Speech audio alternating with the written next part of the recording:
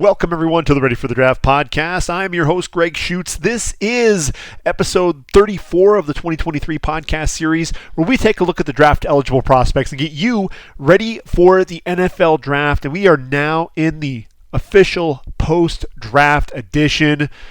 NFL draft, April 27th through the 29th. Bryce Young taken number 1 overall. And I'll tell you what, that was really to be expected. There was a lot of drama, early on. Would Bryce Young be the pick? Is it going to be C.J. Stroud? There was a lot of different discussion. Ultimately, we did see Bryce Young go number 1 overall to Carolina. And then number 259 overall, our new Mr. Irrelevant is Dawan Johnson, the defensive tackle there out of Toledo. I think that explosiveness as an undersized D tackle, you put him there with Aaron Donald. I think he has a great chance to stick there with the Rams. So what we want to go ahead and do is really take a look at each of these teams, break down their draft, take a look at really what I saw these teams doing during the draft itself, and then ultimately how everything played out, and really kind of give my overall thoughts on each of these teams and really what they did on draft day. So we'll go through the first half of the NFL franchises, and if we go alphabetically, then you start with the Arizona Cardinals, and we'll be ending this podcast with the defending Super Bowl champs, the Kansas City Chiefs, and then we'll pick up with the next podcast starting with the Los Angeles Chargers, and obviously we will finish with the Washington Commanders, and then from there talk about a couple of the undrafted free agents to keep an eye out for. There are going to be some guys that will stick with an NFL franchise. Really want to recap where some of those guys went and really what to expect for them coming into the 2023 football season, and then see if we can take a quick look ahead to that 2024 NFL draft, give you a few names to be on the lookout for as we hit the 2023 college football season. So without further ado, let's go ahead and jump into the Arizona Cardinals and their draft. And I think really my expectation going into this draft was they needed to get an offensive tackle to help out Kyler Murray. Kyler Murray was sacked 131 times in, I want to say, 57 games. And so you need to protect your investment. You need to protect your quarterback. And this is something that I think Kyler Murray has really been looking for quite a while. You have DJ Humphries there at left tackle, who has already been playing at a much higher level. And so you have one tackle there. Kelvin Beachum is under contract right now. We could see Arizona stick with Kelvin Beachum there at right tackle, or Paris Johnson Jr., who I have mocked to the Cardinals, ultimately could take over there at right tackle. We know that Paris Johnson Jr. has experience at the guard positions. He could kick in right at left guard, right next to DJ Humphries, and then ultimately take over for Kelvin Beachum. A lot of different options, but I love what Monty Ossenfort was doing there. He trades back to number 12, trades with Houston. They really get a huge haul from that number 3 pick. They actually get a first and a third next season. We're talking about, hey, could the Cardinals use those 2 picks in round number 1 to potentially get a quarterback in Caleb Williams, possibly even a receiver with Marvin Harrison Jr. It's entirely possible, especially when we're talking about DeAndre Hopkins potentially getting traded, but that's for another discussion. We've already seen Houston trade back into the top 5, so I think that's really where some of those conversations are starting is, hey, Houston was able to pull the trigger in 2023. Could we see something similar with the Cardinals in 2024? So Paris Johnson Jr. ultimately was that pick. They traded back up with the Lions to that number 6 overall position when they were able to go ahead and get Paris Johnson Jr. I said I didn't think that he was going to be the guy there at number 3 overall. I was expecting them to trade down, and 6 overall ultimately felt like that was probably as high as Paris Johnson Jr. was going to go. So I thought really excellent value there for them. In round number 2, they get B.J. Ojulari. This is a team, when you look at the lack of sack production is evident when you lose I think, 19 and a half sacks between J.J. Watt, who retired, and Zach Allen, who moved on. You look at the outside linebacker position, Myjai Sanders, the only guy at outside linebacker to have at least 3 sacks. You have Cameron Thomas as well. This is a guy, B.J. Ojulari, who I think still is developing as a run run defender. So that's why I don't know that he's necessarily going to start right away. But man, the guy's got a lot of tools in the tool belt when you're talking about rushing the passer. 16.5 sacks in his 3 seasons there at LSU, 25.5 tackles for loss. Really known for pursuing the football backside. So that's something else to keep an eye out there for with BJ Ojulari. I thought Arizona, Monty Austin Ford, his first draft, really nailing it right off the top. So really impressed with the first 2 picks, and then they shore it up. In round number 3, they get Garrett Williams out of Syracuse, the cornerback. You look at their cornerback situation, and you've got Marco Wilson. You lose Byron Murphy. What's going to happen with Isaiah Simmons? Is he a linebacker? Is he a corner? Right now, it looks like he's probably slated in there at nickel. There's Antonio Hamilton. I think Garrett Williams is the guy that's going to be able to come in here and challenge for a starting spot right away. He's finally fully healthy after the leg injury. 6 foot, 190 pounds. This is a guy, 21 pass breakups to go along with 4 interceptions. The ball skills are evident, so he's a guy that I think can challenge for playing time. And then you look at Michael Wilson, one of the more underrated receivers. He comes off the board in round 3. You have Marquise Brown, you have Rondale Moore, and then obviously the situation with Duke Hopkins, what's going on there. I think Michael Wilson, at least if nothing else, brings some more size to that group. I love the route running as well. This is a guy that can be very explosive in that offense. I think that's one of the more underrated selections there on day 2 of the draft. Then you get into day 3, and this is where it gets interesting. So you have John Gaines, ultimately a guy that could potentially challenge Froholt there at the center position. You got Will Hernandez at right guard. I think John Gaines has that versatility to potentially challenge for playing time at both of those spots. Clayton Tune in round number 5. Clayton Tune put up a ton of yards there at Houston under Dana Holgorsen, and you look at it, you've got Colt McCoy still has the backup, but I think Clayton Tune really solidifies himself as that number 3 quarterback. I know David Blau's there as well, but I think Clayton Tune, a guy that can ultimately end up being Kyler Murray's backup when it's all said and done. Owen Papo, 5th round. That's about where I thought he would probably go. I think I actually put him off the board in round number 4. When you look at this group, you've got Zaven Collins at one spot, Kaiser White at the other. I think Owen Papo can come in. That speed, and the physicality with which he plays. He's a little undersized, but you look at him opposite Zaven Collins. I think he could challenge Kaiser White for playing time early on in his career. I think that's a great selection. 34th pick overall in round number 5. Then you get Keitrell Clark out of Louisville in round number 6. Now, with Keitrell, this is a guy I think ultimately could be that nickel to allow Isaiah Simmons to play other roles within that defense. Gives him a little bit more versatility. With Keitrell Clark, 5'10", 165 pounds, a little slightly build, but 28 pass breakups, 5 interceptions. Ball skills are there, but here's the other thing that I thought was interesting. 13.5 tackles for loss, a guy that knows how to get physical behind the line of scrimmage. So that was a nice pick, at least in terms of your depth there. And then round number 6, rounding out their picks, you've got Dante Stills out of West Virginia. Of the Stills brothers, this guy was physically more imposing than his brother, who was quite undersized at the defensive tackle position. You look at him, I think he's a guy that could ultimately, I thought, really he felt like he'd be a 5 technique, a guy that could either play, the end tackle. He'll challenge both Jonathan Ledbetter and Rashard Lawrence. I think he'll work into that rotation. I know LJ Collier's there as well, but he's a guy that I think can absolutely make that roster. Ran a 4.8 540 there at the combine. Dante Stills, excellent first step quickness. I think that's one of the things that the Stills brothers were known for. The NFL bloodlines. Father Gary played with the Colts. 24.5 sacks in his career, 53 tackles for loss, and he's going in there at 6'4" and 280 pounds. He's a guy to keep an eye out for. I think there's a lot of skill there, and a guy who should make that roster pretty comfortably there for the Cardinals. So overall, I thought they really addressed a lot of their positions. I was expecting them to go with a running back at some point. I actually was expecting Jahmyr Gibbs to come off the board early round 2, so I actually penciled them in there with a running back. Ultimately didn't go in that direction.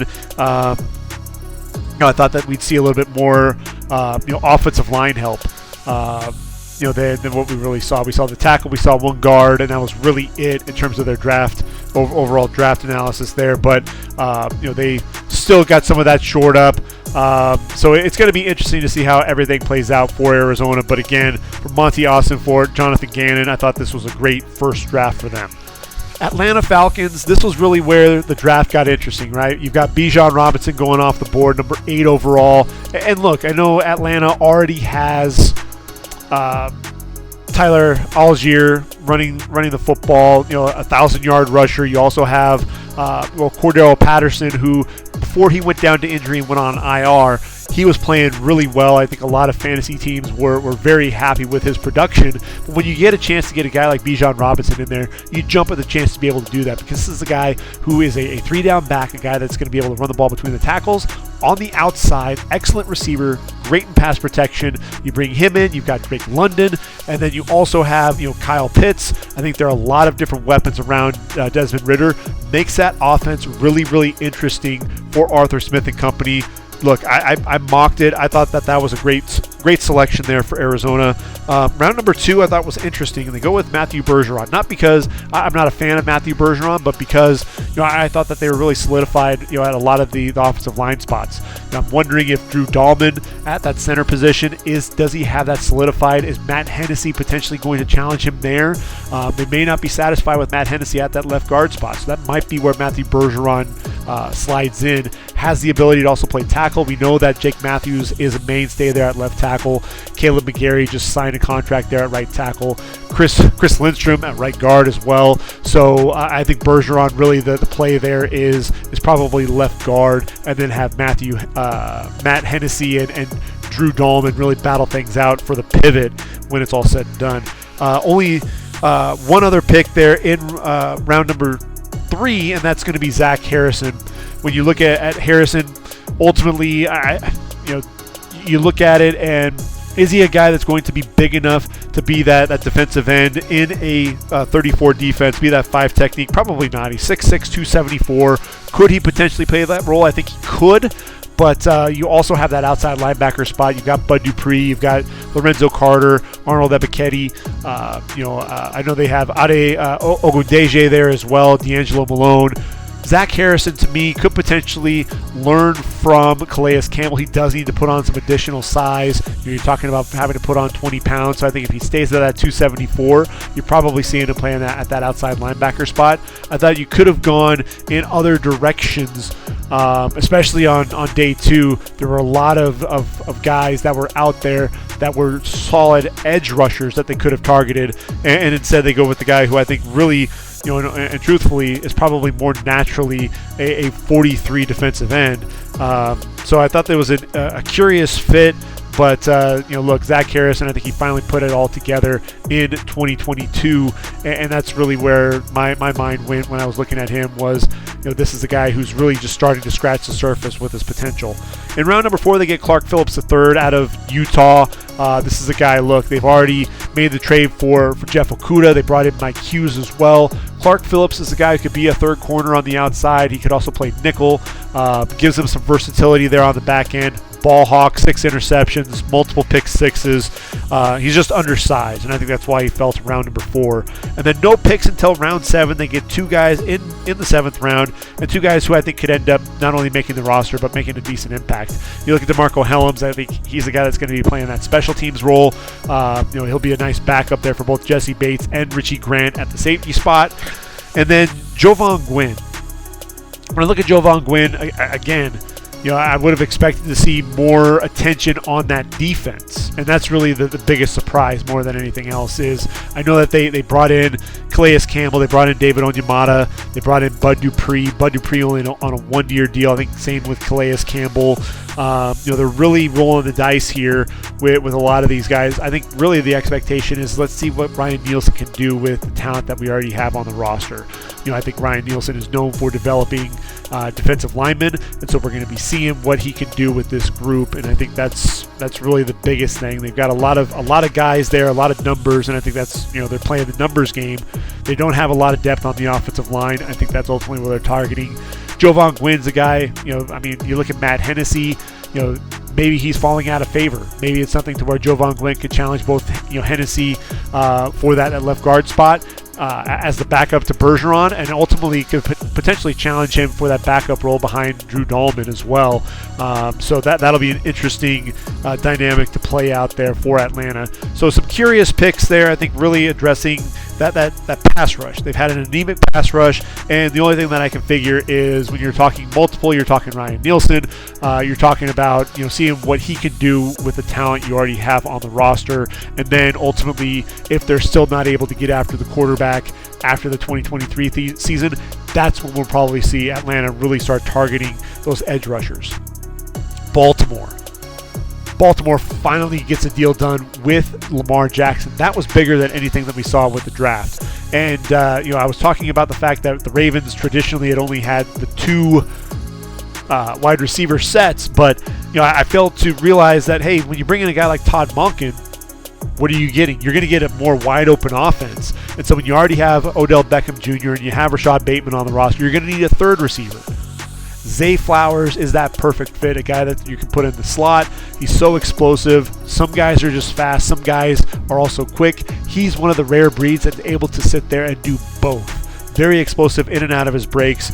I look at him, and I think Lamar Jackson just adding to those weapons. You've got Mark Andrews, you've got Isaiah Likely at that tight end spot, with OBJ and Rashad Bateman. Zay Flowers now in the mix. You also have Devin Duvernay and Nelson Aguilar. So it started to make things look really, really interesting there at that wide receiver spot, and really just a lot of the talent there overall. Then you get into Trenton Simpson there in round number 3. And, an interesting pick because you already have Roquan Smith. Makes you wonder where they're at with Patrick Queen. Are they satisfied with what they have there? I believe they declined his option. So I think Trenton Simpson, ultimately they're looking at him potentially taking over the will in place of Patrick Queen when it's all said and done. Round number 4, Tavius Robinson. This is a dude who has a lot of length, and that's one of the things that I think the Ravens have loved is getting guys in with a ton of length that have played defensive end in college that they can ultimately move to that outside linebacker spot. He's 6'7", 245, runs really well, 10.5 sacks there in his career with the Rebels there at Mississippi. But definitely a tremendous athlete, a guy that it's going to be interesting to see what he can do in this defense. Ran a 4.66 40 with all that size, has tremendous length, just under 34-inch arms. So a guy that's going to be able to play coming off the edge there. He'll be playing there with Tyus Bowser and Odafe Owe, David Ojabo. So I think it'll be an interesting pick. Ultimately, is he a guy that can continue that momentum? I think he does have kind of an upward trend right now. Caillou Blue Kelly, another guy that has those NFL bloodlines. His father, Brian, went to USC, played for the Tampa Bay Buccaneers. And when you look at this team, they brought in Rock Ya-Sin. They've got Marlon Humphrey there. But, you need that third corner, and I think Caillou Blue Kelly can absolutely do that. Covered a lot of guys, a lot of really good receivers there in the Pac-12. And really a stellar performer, a guy that he like Paulson Adebo, just has those ball skills, just understands body positioning. 3 interceptions, 23 pass breakups in his career there at Stanford. He's a guy that I really like. In the 6th round, they pick up Ma'asala Almave Laulu, so that's really just adding to the depth up front. I think with Almave Laulu, you're probably looking at kicking him inside to guard, and so that's going to add some depth there behind Ben Cleveland and Kevin Zeitler. Big physical guy, but also can get out and move, especially when you have him pulling. We did see Jalen Carter kind of take him and throw him aside with one hand, so that's one of the concerns is can he anchor there at the point of attack? And then you have Andrew Voorhees out of USC, a 7th round pick. A guy that probably could have been a day 2 selection had it not been for that knee injury that he sustained at the combine. Athletic guy, has some experience at tackle as well. Not quite the prospect that Elijah Vera Tucker was there at USC, but a guy that I thought could have come off the board in round number 3 had he not torn his knee. Round 7 could potentially be a bargain, and we could be talking about that pick, as really a steal if he can return from that injury, during that 2024 season. Which takes us to the Buffalo Bills. And Buffalo, look, they made a trade there with the Giants. Ultimately moving up in the draft, right? And at that number 26 overall selection, what do? They pull the trigger. I think it was actually Jacksonville that they might have gotten the pick through, because New York was at 24 initially. Or no, Jacksonville was at 24. Ultimately made that deal. The Giants did. But when you look at Buffalo, you got Gabe Davis, you got Stephon Diggs. Who is that third receiver going to be? What's the question there? You also have Dawson Knox. I floated the idea of them potentially taking a tight end if the right one was there. Well, Dalton Kincaid falls in their lap. We know what Dalton Kincaid meant to that Utah Ute offense, and a guy who is he's a tremendous route runner, just very explosive with the ball in his hands. And if you wanted to see what this guy could do, just put on the game against USC the first time they played them. It was October 15th, 16 catches, 234 yards, and a touchdown. He was uncoverable during that game. Just really a stellar performance. And so when you're talking about Josh Allen getting him weapons, Dalton Kincaid, Dawson Knox, that's a dynamic duo there at that tight end position. Makes you feel a lot of Zach Ertz and Dallas Goedert. Second round, they get Osiris Torrance. They needed to get big and physical up front. You've got Deion Dawkins, Spencer Brown at the tackle spots. Connor McGovern was brought in there to take one of the guard positions. I think Osiris Torrance is ultimately going to supplant Ryan Bates as that starter there at right guard. Osiris Torrance, big, physical, power in his hands, and I really love that pick. You look at round number 3, I was expecting them to potentially pull the trigger on Drew Sanders, because I thought that would be he does a lot of the same things that Tremaine Edmonds did. But then what I love with this pick of Dorian Williams is he's a guy that also does a lot of things that Terrell Edmonds did as well. 6'1", 220 pounds, a ton of length, 132 tackles this past season, 27 tackles for loss in his career, 9.5 sacks, 13 pass breakups, has tremendous range. Also, really was a team leader there for the Green Wave. And when you talk about the length, nearly 34-inch arms there at that linebacker spot, ran a 4.49 40 as well. I think that's going to be one of the steals. He'll be playing there alongside Matt Milano. Really a great selection there. They also have Terrell Bernard. They've got a really nice group of linebackers now with the addition there of Dorian Williams. You move to day 3, and really Buffalo only had 3 picks in day 3. Justin Shorter, the big wide receiver there out of Florida, taken in round number 5. I wasn't sure exactly where Justin Shorter. I think I had him coming off the board a round or 2 later, just because I get the size, I get the athleticism, but this was a guy that ultimately he never really lived up to the hype for me. Penn State to Florida, a guy who ended up with just 110 catches in his career for 1,552 yards and 8 touchdowns. Really, all of those numbers, came there at Florida, and I know Florida, there were some struggles there with the quarterback position and some of the production really up and down during Justin Shorter's time there. When I look at Justin Shorter, this is a guy, he has so much size that I was thinking there was a chance that maybe he would convert to tight end at some point. 6'4", 229, ran a 4.55 40, which isn't bad at all. A guy that I think right now has a chance to be that number 4, number 5 wideout, but could also end up working his way in and being that number 3 tight end. Would really be interesting to see what the Bills' plans are for Justin Shorter. Round 7, they get Nick Broker there out of Ole Miss. Really a technician there up front along that offensive line. This is a guy that I think could be a backup for Mitch Morse at center. I think ultimately you're going to see him challenge for a guard spot. They also have David Edwards, who they got for the Rams. Ike Bocker's there as well, so I think he'll struggle to ultimately find a roster spot. Really kind of a curious pick overall with this, unless they're unhappy with some of these other guys, because ultimately I think Broker will probably end up getting signed somewhere else. And then Alex Austin, the corner out of Oregon State, another guy that I thought was going to come off the board a couple of rounds sooner. This is a kid, look, has really good size, 6'1", 195, ran a 4.55 40. Shorter arms for a guy his size, but I thought the man coverage, he played, again, another guy that played a lot of really good receivers there and played them tough. If you turn on that USC game, both Alex Austin and his teammate, Rajon Wright, did a great job against Jordan Addison. Look, 4 interceptions, 20 pass breakups in his career there with the Beavers. When you look at the Bills and their cornerbacks, spot, you've got Tre'Davious White, you got Kaiir Elam, Dane Jackson. There's a lot of guys here, but I think Alex Austin could eventually find his way onto the practice squad there in Buffalo.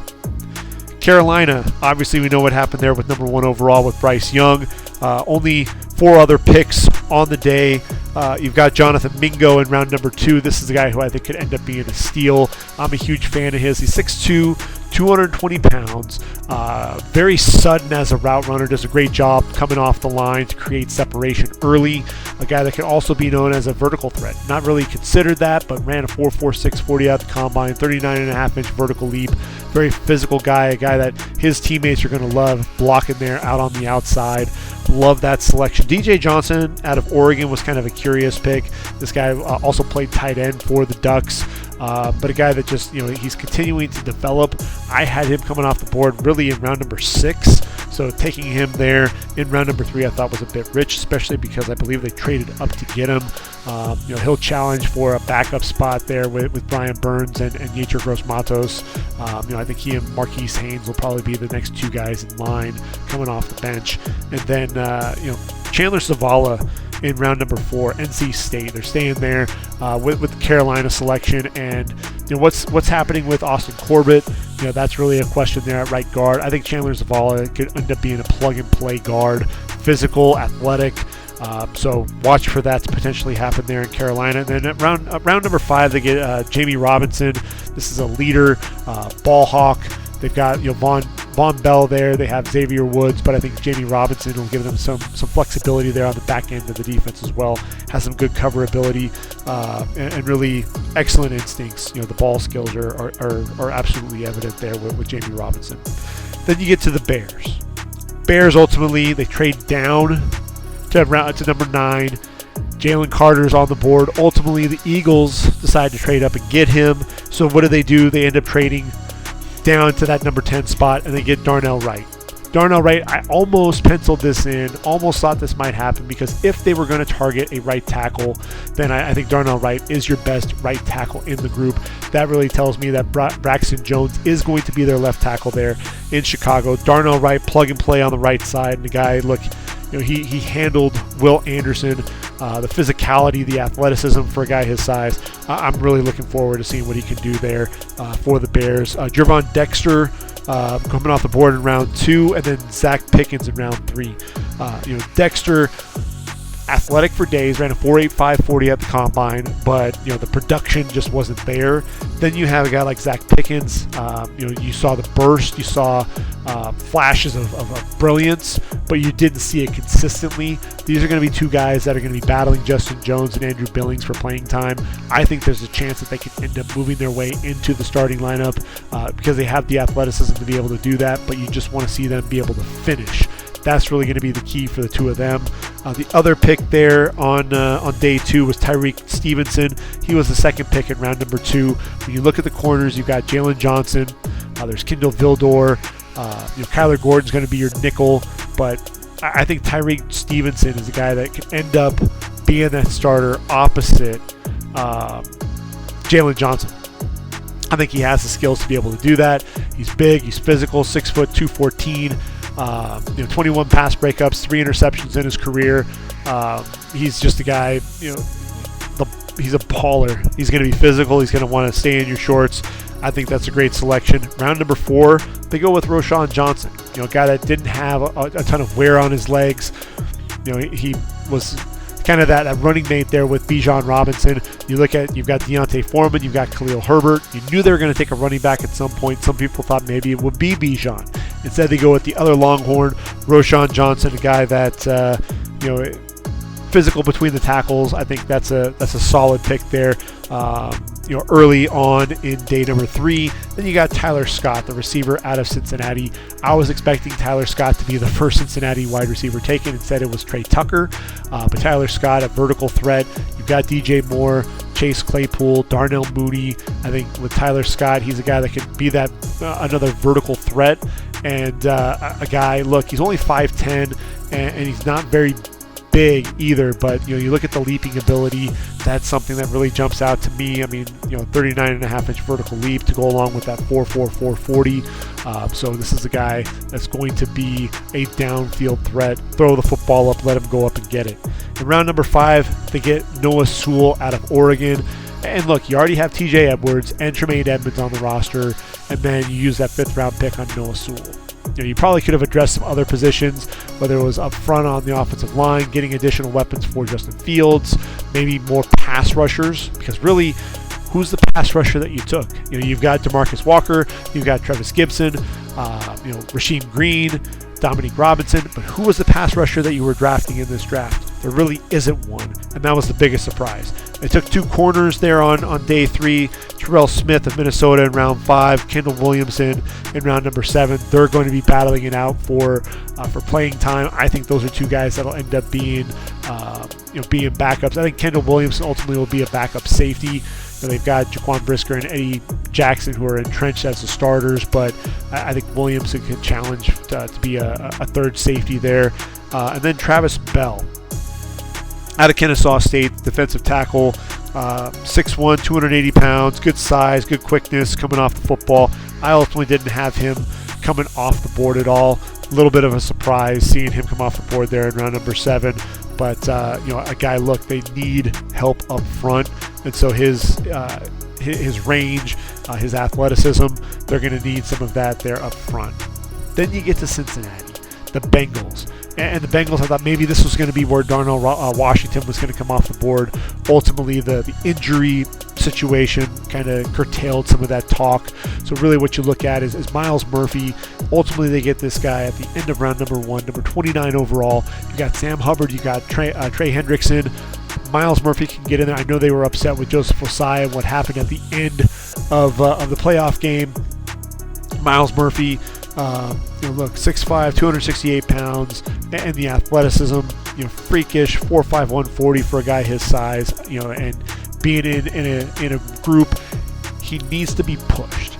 I think this is a guy that you didn't always see play to his potential. Sam Hubbard and Trey Hendrickson are guys that get every ounce of potential out of themselves, and so I think that'll be a great locker room fit for him as a player. 2 other guys taken on day 2, and you're looking at DJ Turner, the speedster, ran that 4.26 40. You've got Chidobe Awuzie, you've got Cam Taylor Britt, and then you've got Mike Hilton there, the nickelback. They could have gone with the corner there in round 1. Ultimately get DJ Turner there in round number 2. There was a lot of talk that maybe DJ Turner could end up doing what Eric Stokes was able to do after running such a fast 40 time.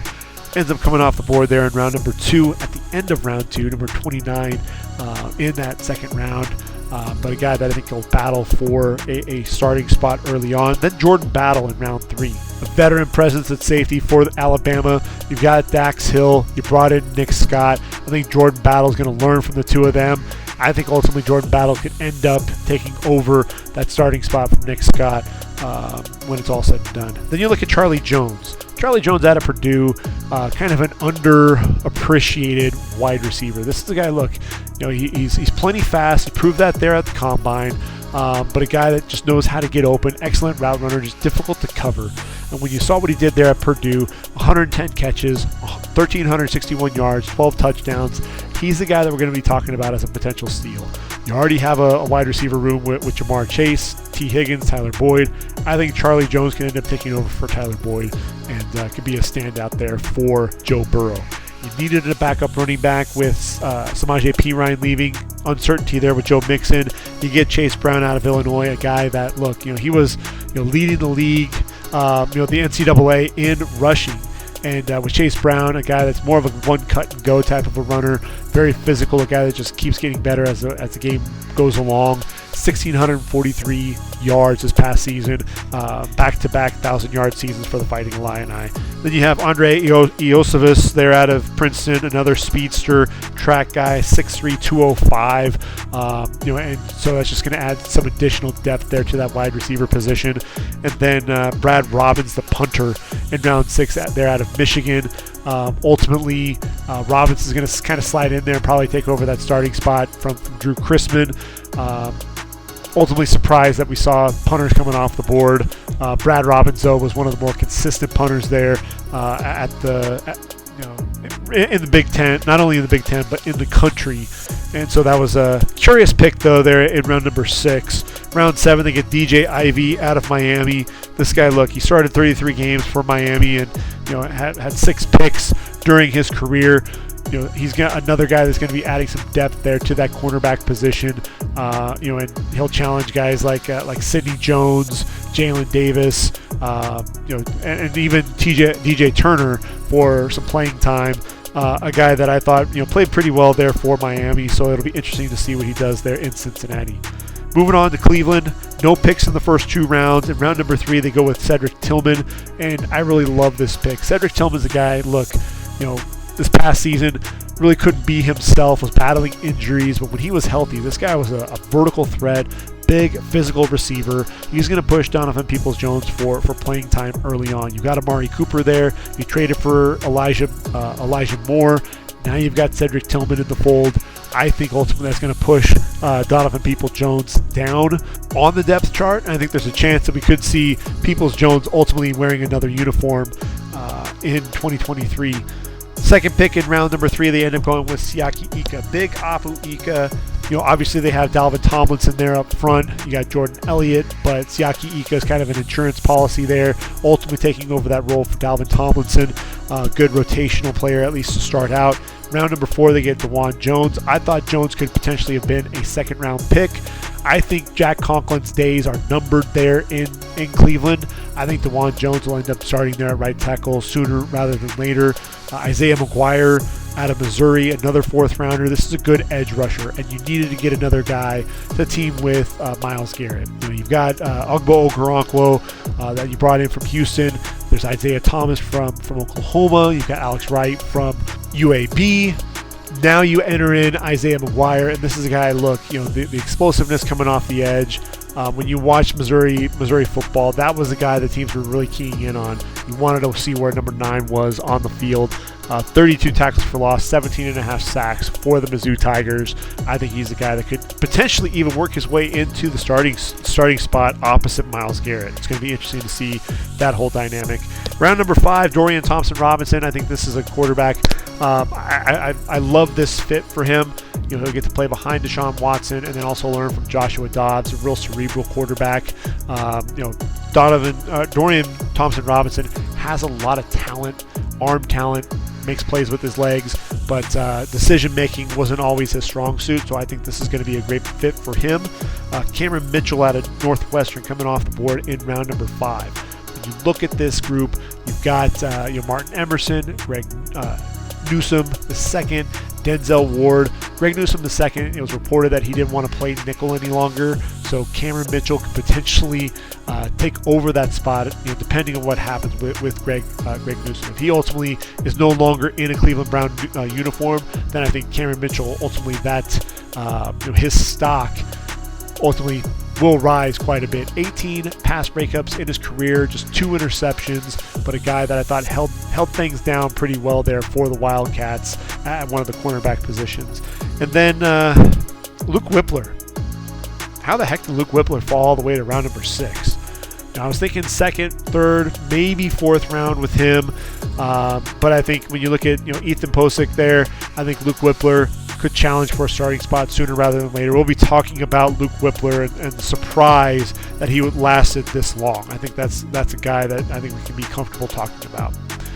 When you look at Dallas, what does Dallas need? I was trying to figure out exactly where they were going to go, and ultimately mocked a tight end to them because there was the need there, but they also needed a nose tackle. I was looking at Jonathan Hankins thinking maybe that was going to, maybe he would have a breakout, but ultimately go with Mozzie Smith. And look, Mozzie Smith, the athleticism, power, this is a dude, the lateral agility is ridiculous for a guy his size, but then also repping out 335 20 times. I mean, just the strength, the athleticism, he's going to be a mainstay there at that nose tackle position, really going to free up DeMarcus Lawrence, Micah Parsons and company. This is going to be a great fit for them. Round 2, Luke Schoonmaker. Ultimately target Schoonmaker there at that tight end position. I think Schoonmaker, look, I think Jake Ferguson right now is penciled in as a starter. Schoonmaker will end up being the starter when it's all said and done. I firmly believe that. Schoonmaker, I think, more athletic than he was really able to show there at Michigan. Excellent blocker, 6'5", 251, ran a 4.63 40 at the combine. The guy that's going to stretch the field, up the seam. Thought that was a great pick. And then DeMarvion Overshown there, in the third round out of Texas. Damone Clark is probably going to get the first chance to start at the will, but I think Overshown will end up getting that starting spot. Excellent range, a guy that can attack the quarterback, can drop into coverage, converted safety. He could be a steal there in round number 3. Round 4, Viliami Fehoko. I was surprised that he came off the board as early as he did. I'm a huge fan of his. He was a lot of fun to watch there at San Jose State. Just a guy that, relentless motor, very athletic, bends very well. 47 tackles for loss, 3 straight seasons with double-digit tackles for loss, 23 sacks, including 9 this past season. Was a Mountain West Conference Defensive Player of the Year. A guy that, he was fun to watch, and I'll leave it really at that. He was just a lot of fun to watch. A guy that I really became a fan of. I just didn't think he was going to get the love there at the next level, and really it kind of goes to show that for me with my evaluation, there's a guy in the draft that I love. There's no reason why I should be mocking him lower on the board if there's a good fit. When you look at this with Fehoko, they've got DeMarcus Lawrence, they've got Sam Williams, there's Dorrance Armstrong as well, but I think Fehoko could definitely fit into this group. They've got Dante Fowler as well. I don't think they're expecting him to contribute a ton right away, but I think there are future plans for him, especially when you look at some of these names and guys that, ultimately some of that shuffle when you're talking about free agency. In round 5, they get Asim Richards out of UNC. Good feet, good hands. I think really looks like a backup at guard at this point, but a guy that I think could also kick outside to tackle in a pinch if you need him to. Eric Scott Jr. out of Southern Miss. Look, the footwork, the explosiveness. I think those are things that absolutely jumped off the film when you watched him, especially in a lot of the workouts. But 6'2", 192.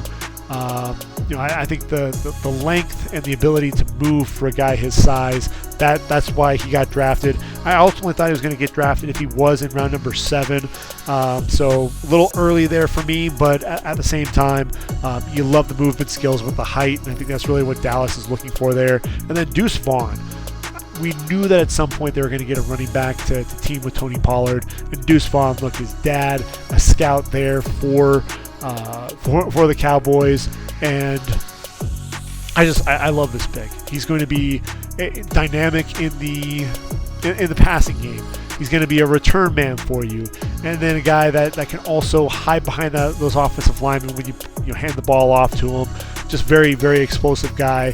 He's actually quicker than he is fast, if you believe it. And but he has that second gear to take it the distance as well. And then Jalen Brooks out of South Carolina. This was a receiver who I really borderline in terms of whether or not he would get drafted. But what I like about Jalen Brooks is the size. He's 6'2", over 200 pounds. Really kind of came into his own in 2022. Really kind of waiting for him to emerge, and this was the season that he was able to do that. I just look at this receiving core: Michael Gallup, Brandon Cooks, CeeDee Lamb, Kevontae Turpin. You also have Simi Fehoko and Jalen Tolbert on the roster. I think really right now the ceiling for Jalen Brooks is probably going to be the practice squad. They also picked up a guy by the name of Jalen Moreno-Cropper as an undrafted free agent. And Moreno-Cropper is a guy that he can fly, and did a great job there for Fresno State. And with Cropper, ran that 4.40 at the combine. 5'11", 172, and doesn't have quite the size that Jalen Brooks has. But what you have with Jalen Cropper is a guy that was a veteran there in the Mountain West Conference, and over 2,700 yards, 21 touchdowns. This is a guy that knows how to get open. If there's going to be a receiver from this 2023 wide receiver class that's going to make the roster in Dallas, it's going to be Jalen Moreno-Cropper and not Jalen Brooks. Which then takes us to the Denver Broncos. We know the Broncos were without a first-round pick due to the Russell Wilson trade. And when you talk about Denver, their first pick, they end up taking Marvin Mims. Now, Marvin Mims is a guy, he was mostly used with a limited route tree there at OU, but a guy that he's sudden, can make plays at all three levels. A guy that I thought was going to be coming off the board in round number 2 towards the end of that round. That's ultimately how it shook out. When you look at a receiving core, when you have Jerry Jeudy, Tim Patrick, Cortland Sutton, KJ Hamler, you draft Marvin Mims with that first pick. That kind of tells you that the rumors about Jerry Jeudy potentially being traded are true. And so I think at some point we will see Jerry Jeudy on the move. The question really is going to be where.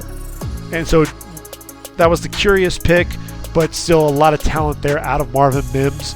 So I think there's going to be a purpose behind that. But man, some great picks in round number 3. Drew Sanders out of Arkansas. You look at Josie Jewell, Alex Singleton. Those are 2 guys who have been solid performers for them. They have a lot of range, they make a lot of tackles, but they don't do a lot of the things that Drew Sanders is able to do. I think Drew Sanders is a better athlete. This is a guy who has 9.5 sacks, 103 tackles, can drop into coverage as well. So I think with Drew Sanders, he's just an upgrade at that inside linebacker position. And then Riley Moss, the corner out of Iowa. This is a guy, again, ball skills. Ball skills for days, also a tremendous athlete. He's 6'1", 194, 11 interceptions in his career there with the Hawkeyes, 26 pass breakups. He took 3 of those interceptions back to the house. But it's not just that. The athleticism, absolutely there. Ran a 4.45 40 at the combine, 39-inch vertical leap. To me, when I look at that cornerback group, you've got Pat Surtain, Damari Mathis. I think Riley Moss, when it's all said and done, will challenge Mathis and Kawan Moore for that other spot opposite Patrick Surtain. And I think Riley Moss will end up starting when it's all said and done. Day 3, just 2 picks, and then you were in round 6 and 7. J.L. Skinner, big, physical. Look, he's 6'4", a guy that has tremendous range. I look at Kareem Jackson, the ageless wonder. You've got Justin Simmons there at the other spot. Caden Stearns is in that group. I look at it, Kareem Jackson can't play forever. I think J.L. Skinner can end up sliding into that spot. He's coming back from that pec tear that he sustained working out for the combine. So I think that probably really took a hit to his draft stock. But he's a guy that I really think could end up being a steal there in round number 6. And then Alex Forsythe in round 7. A guy, he's limited athletically, but Lloyd Cushenberry needs to be pushed there at that center spot. You've got Luke Wattenberg on the roster as well. Forsythe is a veteran, a guy who's more of a technician than anything else, but you put him in there, he'll challenge those 2 guys for playing time at that pivot. Which then takes us to the Lions, and the Lions probably had the most curious draft at the top of the draft. They had those 2 picks. You're expecting them to maybe use those on a corner, on a defensive tackle, but no, they go with non-premium positions. They go with the running back. They go with Jahmyr Gibbs. And look, Jahmyr Gibbs, we know the explosiveness. We know his ability to make plays out on the perimeter and in the passing game as well. You look at, obviously, after that draft happened, DeAndre Swift ultimately gets traded to the Eagles. Jahmyr Gibbs, David Montgomery in that backfield. I think Gibbs is going to end up being the starter. He gives some of that versatility. I think there's some things that Dan Campbell and company wanted to do offensively, and Jahmyr Gibbs is going to be that guy that's going to be able to do that. Then you have Jack Campbell in the middle. And ultimately, I think what threw me off, you've got James Houston at the Sam, rushing the quarterback. You've got Malcolm Rodriguez. You also bring in Alex Anzalone. Then you ultimately get Jack Campbell there at number 18 overall. A little bit of a curious pick for me. I thought they were going to go, maybe Kalijah Cansey, maybe go with the corner. There are still some corners that were sitting there on the board as well. Maybe a Deontay Banks. What you get in Jack Campbell is a dude who moves very well for a guy his size. He's 6'5" and 249 pounds. And when you look at what this guy was able to do, testing-wise, ran a 4.65 40, 4.24 short shuttle, 6.7 4 3-cone drill. I mean, those numbers in those 2 in the short shuttle and the 3-cone drill, I mean, that rivals what some of the receivers were doing. And so a guy who's 6'5 and 249, guys like that, they don't move around like he does.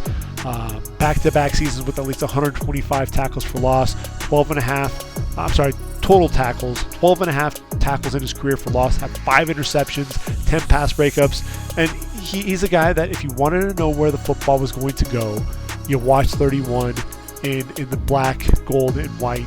He would take you to where that football was going to be. Also, the Campbell Trophy winner, that's the academic Heisman. So you're really getting a guy, high football IQ, high football character, very intelligent player. Round number 2, they go with Sam Laporta. I actually mocked this. I thought Sam Laporta was a perfect fit for this offense. They needed a guy that, Sam Laporta can block a little bit, but really it's that receiving ability. 6'3", 245, runs pretty well. But look, it's after the catch, the physicality.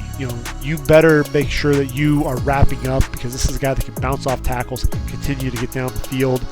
Then they go with Brian Branch in round 2, and I love this pick as well. Yes, they have Kirby Joseph. Yes, they also have C.J. Gardner-Johnson. But with Brian Branch in the fold, now that gives you 3 safeties, gives you some versatility as well, because a lot of those guys have the cover skills. So it just gives Aaron Glenn and company more options there in that secondary. I love the pick. Hendon Hooker, also taken in round 3. I had him penciled in, potentially going to Detroit. Ultimately, I think I had him going to Seattle. But I look at Hooker. He'll end up being the backup there for Jared Goff, and we'll just have to see how he develops. We know that he has the knee injury that he's rehabbing from, but it looks like he'll be all the way back in time for training camp. And ultimately, Jared Goff, we knew that he was kind of a bridge quarterback anyway, so Hendon Hooker could potentially be that guy, but they didn't have to waste a first-round pick on him. That was rumors that he might go off the board in round number 1. Getting him in round 3 could potentially end up being a bargain. Broderick Martin, look, this is a guy who's going to end up being in the future as the nose tackle. I know that they've got Isaiah Buggs, there's Benito Jones, there's Levi Onwuzurike. Broderick Martin, I thought, was coming off the board late, so it was a bit of a surprise there. But at 6'5" and 337 pounds, he's big, he's physical. There's some upside that you've seen with him, but again, I thought that he was going to come off the board much later in the draft. Round 5, there's Corey Sorsdahl, the offensive tackle out of William & Mary. Team captain, was a 5-year starter. Just kind of surprised seeing that pick. I thought that maybe they would take either a guard earlier in the draft. I thought maybe they would end up targeting a guy like Steve Avila to ultimately take over for that right guard spot from Halapuli Vaitai. The fact that they took Sorsdahl there in round number 5 makes me, lends me to believe that they are satisfied with Vaitai there at right guard, at least for now, especially with Logan Stenberg as the backup there to Jonah Jackson. And then round number 7, they get Antoine Green, making the trade up, second pick in round number 7. And when you look at the receiving core, they've got Amon-Ra St. Brown, Marvin Jones Jr.'s back. You got Josh Reynolds, ultimately, we know that there's the gambling scandal, so you have no Jameson Williams. Thought maybe they would target another receiver earlier. But what you get with Antoine Green, you get a steady performer. You get a guy who was able to do a lot of different things, stretch the defense a little bit, work the underneath routes, ran a 4.47 40. I think that was much more explosive than people were expecting him to run at 6'2", 199. He was the bigger receiver between him and Josh Downs. But I like the pick. I think he's a guy that's going to end up sticking and end up making that roster. Which takes us to the Green Bay Packers. Would they draft a receiver for the first time since Javon Walker in 2002? Would they take a tight end in round 1 for the first time since 2000 when they took Bubba Franks? No. They ended up going with Lucas Van Ness, and ultimately I look at Lucas Van Ness, I love the pick because at one point I had him mocked to Green Bay, and the reason why is he looks a lot like Rashawn Gary. A lot of the same measurements.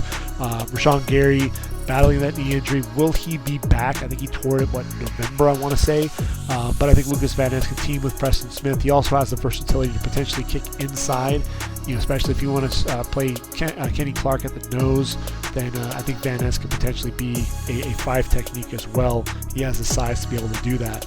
Then you get the tight end in round 2, Luke Musgrave, and when you look at him, ultimately they also go with Tucker Kraft in round 3.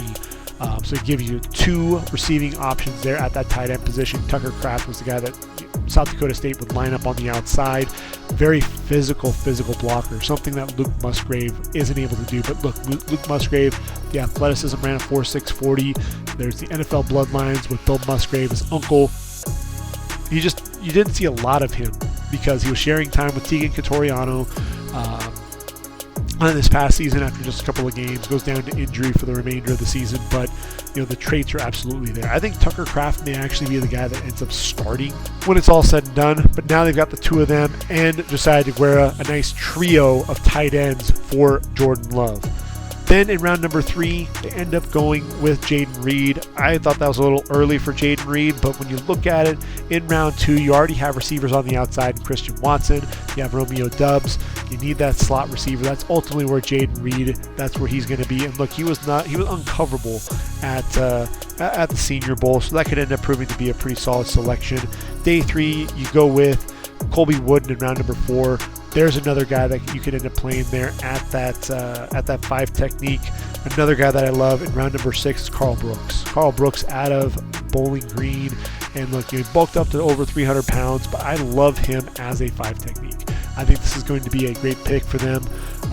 Look, 6'4", 280 pounds, 46 tackles for loss, 27.5 sacks, including 10 this past season. Heavy-handed, a guy that also shows some pretty good bend coming off the edge, knows how to get to the quarterback.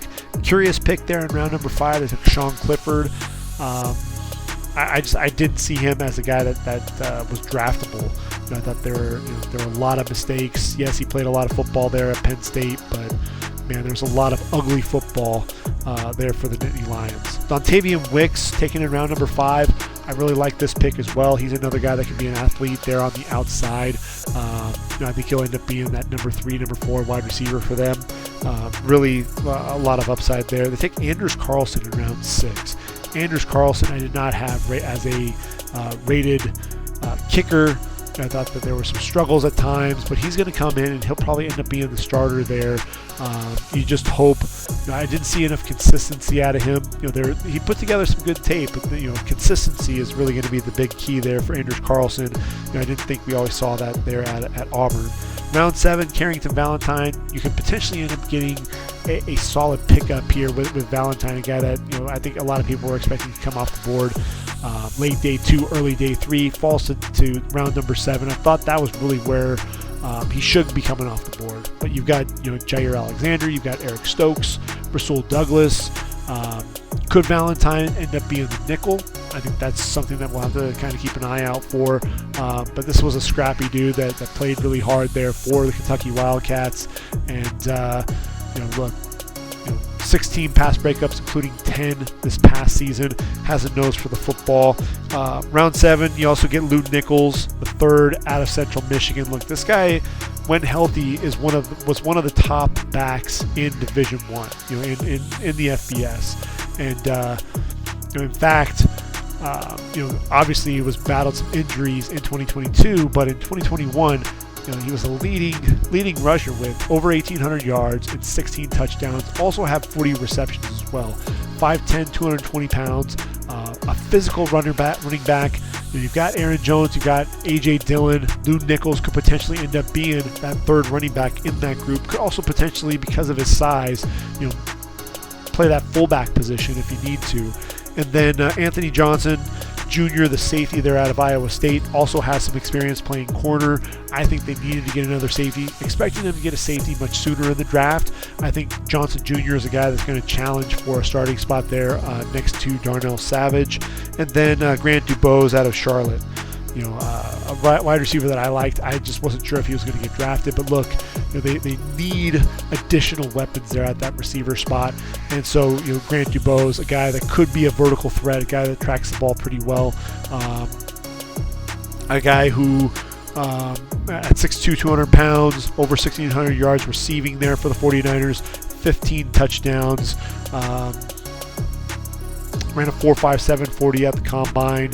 So not overly explosive, but a guy that I thought could definitely be use that size, especially on the underneath routes and in the red zone. Which takes us to Houston.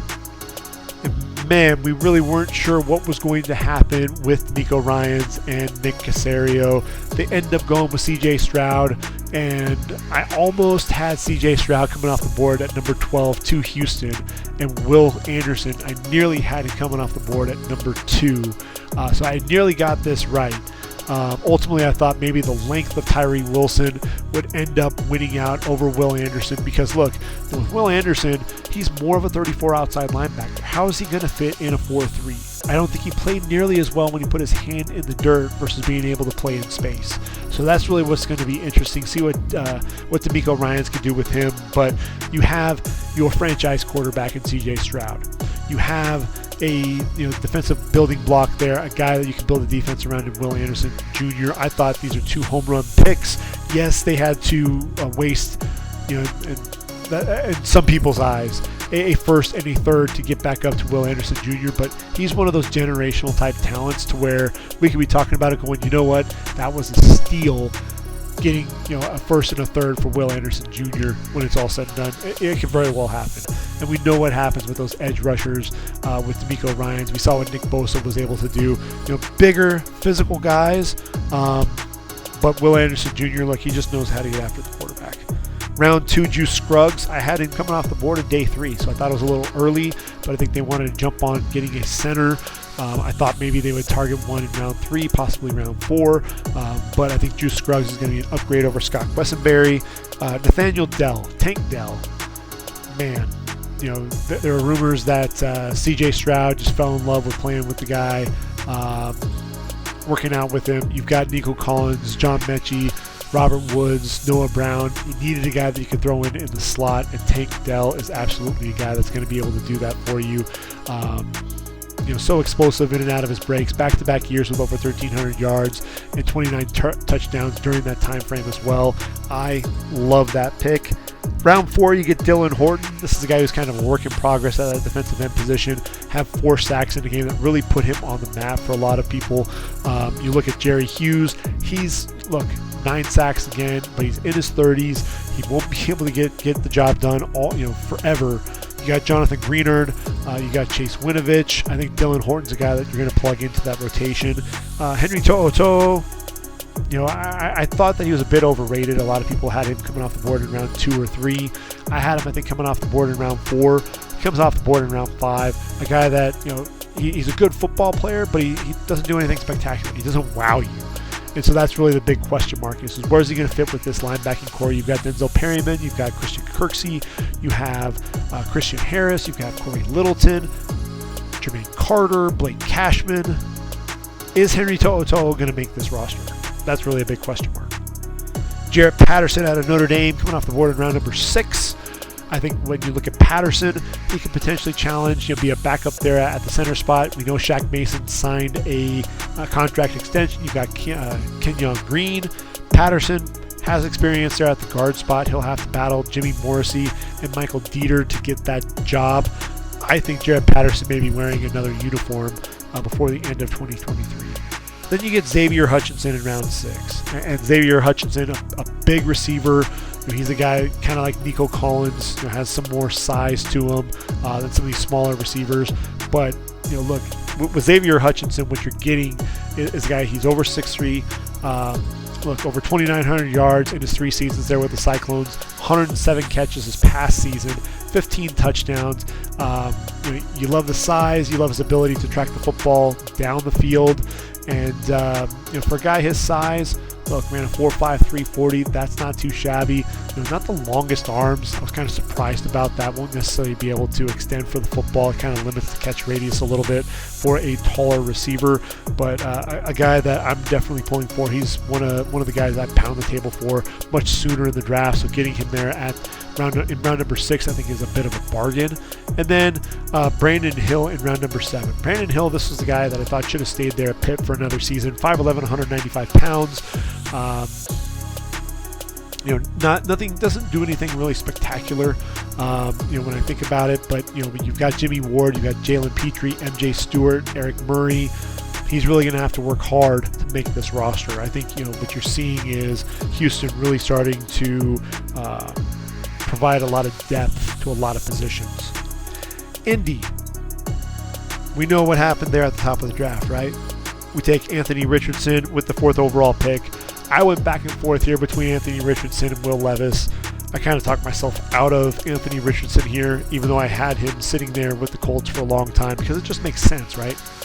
With what with Steichen is able to do, with Jalen Hurts, it just makes sense that, hey, he's going to go in there into Indy and they're going to try to recreate that. Shane Steichen and Jalen Hurts, match made in heaven. I think he can work on some of the fundamentals there with Anthony Richardson. Jalen was not a finished product by any means coming out of Oklahoma. I thought that Lincoln Riley really helped him develop, because his time at Alabama, not the best quarterback, didn't see the entire field, really developed under Lincoln Riley, and then we've seen what he was able to do under Steichen. I think we can see the same thing there with Anthony Richardson. I honestly just didn't think Jim Irsay had the patience for that, which was why I ultimately thought they were going to target someone else, maybe Will Levis, but Anthony Richardson I think would be a great pick here. Julius Brents I think could be a starter there at that cornerback spot. When you look at Julius, or Juju, I guess as he's calling himself now. You look at Isaiah Rodgers. You look at Dallas Flower. A lot of smaller corners. You bring in Julius Brents, immediately looks like the alpha in the group. Josh Downs. How in the world did Josh Downs fall all the way to round number 3? That was kind of curious. But the one thing with Josh Downs is he has those shorter arms. When you look at the yards per reception, it's on the lower end, because he attacked a lot of those short to intermediate routes. I mentioned Antoine Green was able to stretch the field, but exceptional route runner. I think that's something that you absolutely see with him. He'll be a guy that'll challenge Isaiah McKenzie for that number 3 wide receiver spot. In round number 4, Blake Freeland. How in the world did Blake Freeland fall all the way to round number 4? This is a guy who I think, Braden Smith could potentially kick inside to guard. You could potentially have Bernard Ryman and Blake Freeland playing the tackle spot. If nothing else, then Blake Freeland is a pretty darn good swing tackle. And when you look at Freeland, obviously what he did at the combine, ran that 4.98 40, but then the 37-inch vertical leap was a record there for offensive linemen. Then you have Ade Adebare there out of Northwestern, ran that 4.49 40. I think the biggest thing for me, there are people that are talking about Adebare potentially coming off the board in round number 1. I never saw it, but I did kind of buy into the hype a little bit in terms of him coming off the board in round number 2. But when you look at the production, 24.5 tackles for loss, 12.5 sacks, 6 pass breakups, solid numbers. But for the athleticism, we always knew about the power, and the punch, violent punch at the point of attack. We always knew about his power. But you didn't see the athleticism, the explosiveness that he showed at the combine. Where was that during his time there at Northwestern? And can Indy tap into that? They've got Kwity Paye, they have Samson Ebukam, there's Deo Adingbo, Taekwon Lewis. Will Adebare play at the defensive end spot, or will he be a backup there to DeForest Buckner at the defensive tackle spot? I think that's the other thing that'll be interesting to see play out. Darius Rush, I thought, made a lot of money for himself with his performance at the Senior Bowl. Really stuck like glue. 6'2", 198. He'll be another guy that's going to challenge for playing time. Probably be a backup to Isaiah Rodgers and Julius Brents, but a guy that I'm really, really high on. You look at Daniel Scott out of Cal. Really good athleticism, 6'1", 208 pounds. At the combine, Scott ran a 4.45 40. You've got Julian Blackman, at that strong safety spot. Rodney Thomas right now at the free safety. I think we could see Daniel Scott surprise and potentially take over that starting spot in camp. Will Mallory, the tight end, comes off the board in round 5. Pretty good tight end as a receiver. Needs to work on the blocking. Disappeared at times. When you look at it, you have Jelani Woods. You've got Mo Alley Cox. You've got Kylan Granson. I think Mallory is being brought in to see if he can beat out Kylan Granson. I ultimately think Will Mallory will end up playing somewhere else because I think Kylan Granson's a solid player for them. Evan Hull, going to challenge Deion Jackson for that third running back spot behind Jonathan Taylor and Zach Moss. Evan Hull was the guy. Look, he worked his butt off. And I think that was really evident. 5'11", 210, ran over 1,000 yards in 2021, came just 87 yards short in 2022. has 94 receptions in his career. Could be a guy that can be that change of pace back coming out of the backfield as a receiver. Titus Leo, inside linebacker there out of Wagner. Really, the 32.5 tackles for loss over the last 2 seasons really jump out. This is a guy who has good closing speed, can be a pass rusher as well. Really a rangy linebacker. So this is a nice pick. Look, they've got EJ Speed on the roster already, and EJ Speed was a guy that came from Charleston State. So they do a really good job at finding those linebackers at some of these smaller schools. And so when I look at Leo, he could potentially be a defensive end, could be a linebacker. I think they're going to have that versatility to be able to line up in a variety of ways. Then you have Jalen Jones, the corner there out of Texas A&M. He's a taller corner. I think that's really, again, when you look at this group, when you look at Brents, Rush, and Jones, they wanted to get bigger at that cornerback spot, and they absolutely were able to do that. And then finally, Jake Witt out of Northern Michigan, the offensive tackle, 6'7", 302, and look, he's a former tight end, basketball player, moves very well. I think there's developmental prospect, a guy that'll probably be on the practice squad. Take a couple of years to really develop, but they may have something there. It'll be interesting to see what happens with Ryman. Does he stay at left tackle? Do they potentially kick him inside the guard? Are they looking down the line that Freeland and Witt would be your tackles with Braden Smith and Ryman kicking inside? It's going to be interesting to see kind of that dynamic and how things play out. You also have Ryan Kelly, a guy at that center spot who's really struggled at the pivot. So interesting to see how that offensive line plays out. Jacksonville gets Anton Harrison there at number 28 overall. And look, Cam Robinson, multi-game suspension for the performance enhancement drug policy violation. The right tackle, Jawan Taylor, left in free agency as well. You've got Walker Little on the roster. I think what you'll see is Anton Harrison slide into a starting spot right away and challenge ultimately for a starting spot whenever Cam Robinson does come back. Brenton Strange in round number 2. I figured they were going to go with a tight end at some point. They franchise tagged Evan Ingram. We know that Doug Peterson loves multiple tight ends. We saw it in Philly. Talked about Ertz and Goddard already. And so Brenton Strange, a guy that was really an ascending prospect, didn't get to show the athleticism enough there at Penn State, but I think he'll be a better pro than he was a collegiate tight end. In round number 3, Tank Bigsby. I think this is going to be big for Jacksonville. Travis Etienne, I know everyone loves the explosiveness there, but with Tank Bigsby, he's going to give you a guy that can run between the tackles. He has some juice there on the outside. 6'1", 208. Look, nearly 1,100 yards in 2021, and then 970 yards in 2022. 10 touchdowns in each of the last 2 seasons, also 62 receptions. This is a guy who I think is going to be a critical player there on that offense. Then you get Ventrell Miller in round number 4. Kind of a curious pick considering you already invested in Devin Lloyd, you invested in Chad Muma.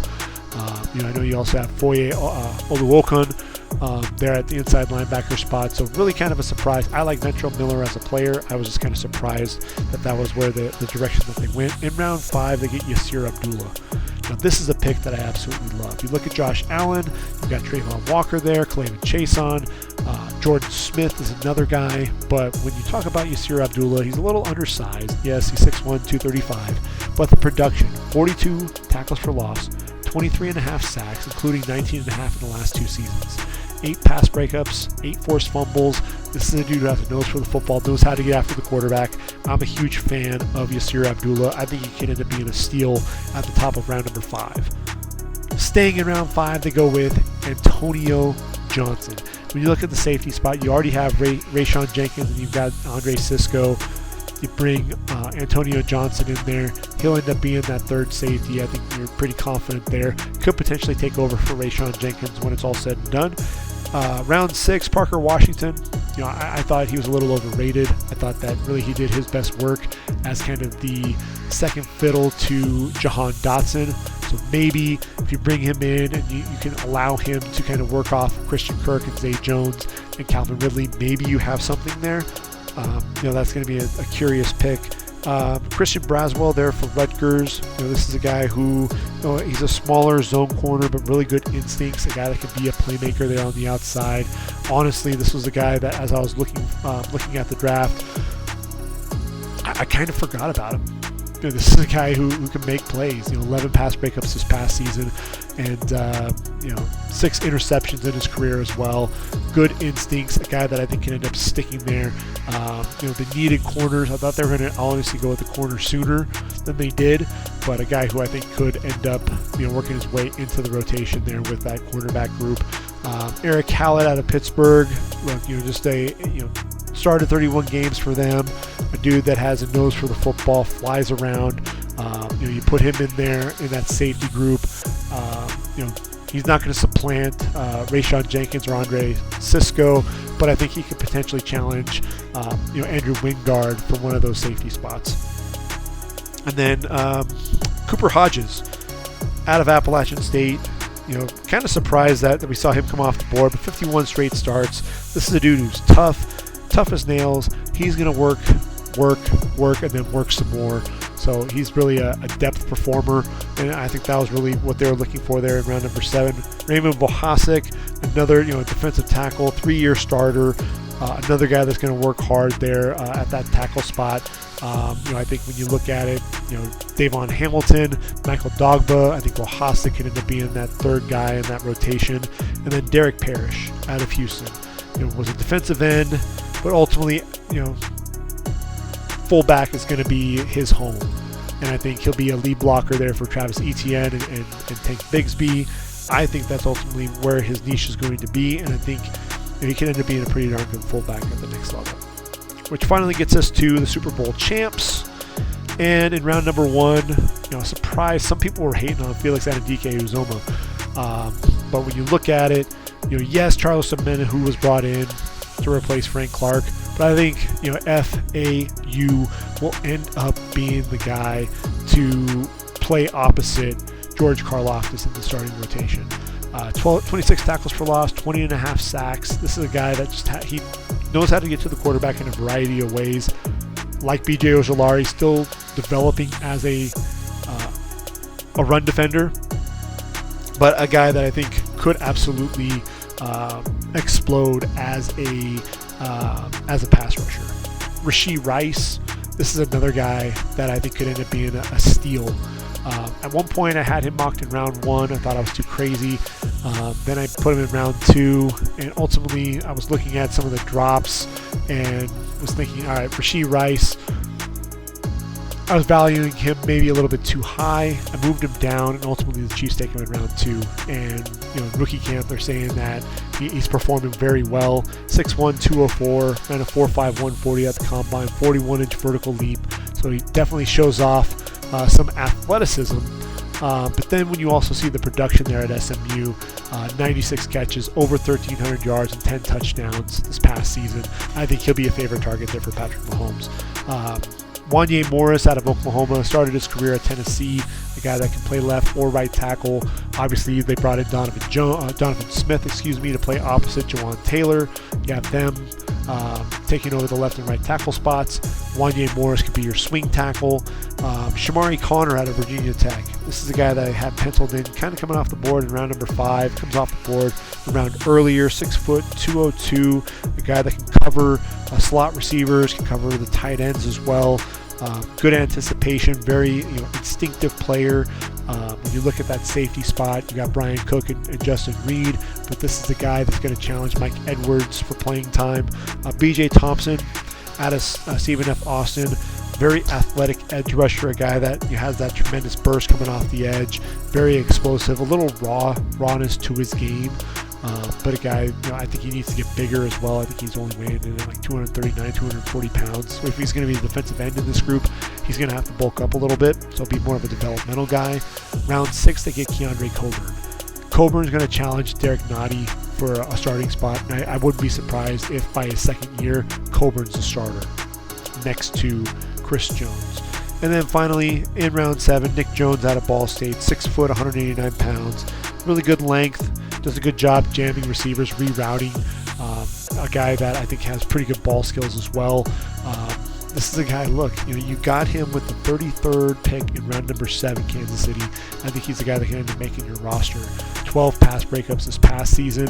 When I look at that corner group, you've got Jalen Watson, and you've got L'Jarius Sneed, there's Joshua Williams, you've got Trent McDuffie, and then I think Nick Jones can kind of fit in there, challenge Joshua Williams, challenge Najee Johnson for playing time. And, I think he's really starting to solidify that cornerback group. And I think Nick Jones is the guy that can end up being that third or fourth corner for you. So that's the first 16. And we're going to go ahead and take a week off. And then we'll go ahead and bring the final 16 and kind of put a bow on the 2023 podcast series. Hope you've enjoyed the ride. Thank you for tuning in, listening to the Ready for the Draft podcast. Looking forward to bringing yet another podcast series for the 2024 NFL draft. And obviously, we got the 2023 college football season. What we'll do, we'll have the next podcast. We'll go over the 16 remaining NFL teams. We'll take a look at the undrafted free agents, bring some names for that 2024 draft, not named Caleb Williams and Drake May, that you need to be on the lookout for as well. We'll talk about them as well. And then we'll put a bow on things before coming back, really, that preseason in August to start up with our podcast again. So until next time, everyone, enjoy your week, enjoy your weekend. And for ReadyForTheDraft.com, this has been the Ready for the Draft podcast. I've been your host, Gregg Schutze. Take care, everyone. And until next time, bye.